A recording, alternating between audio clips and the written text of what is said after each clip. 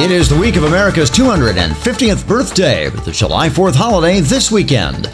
Welcome, everyone, to this week's edition of Travel News Weekly by Turnpikes.com for June 29th, 2026. We begin by looking at the price of gas for this week's holiday travel. Prices continue to move downward, although the pace has slowed somewhat, according to the American Automobile Association. As of Monday morning, the AAA reports the cost of a gallon of regular unleaded was hovering at $3.86 per gallon. That is on a nationwide basis.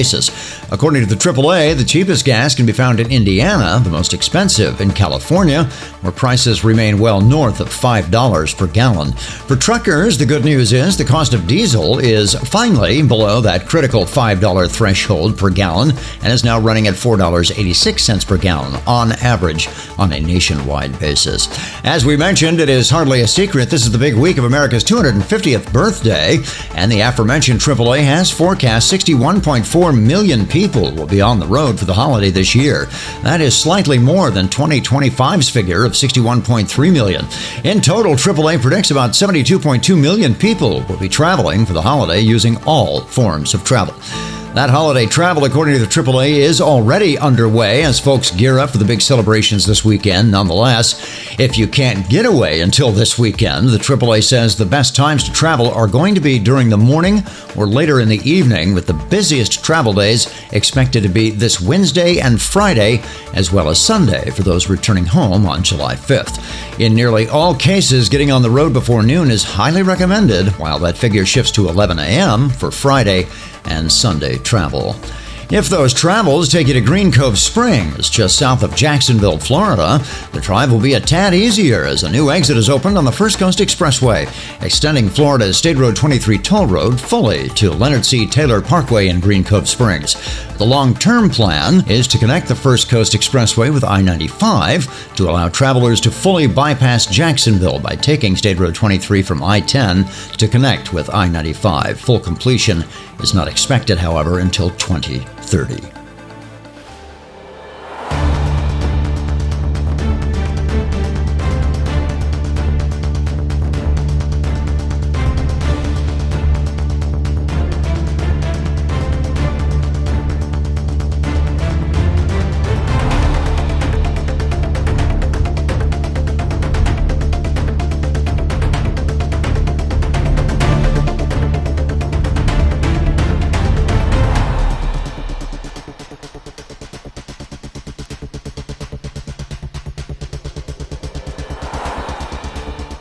As we mentioned, this is the week of the July 4th holiday, which is this weekend, but travelers are not going into the holiday without a few toll increases on the way.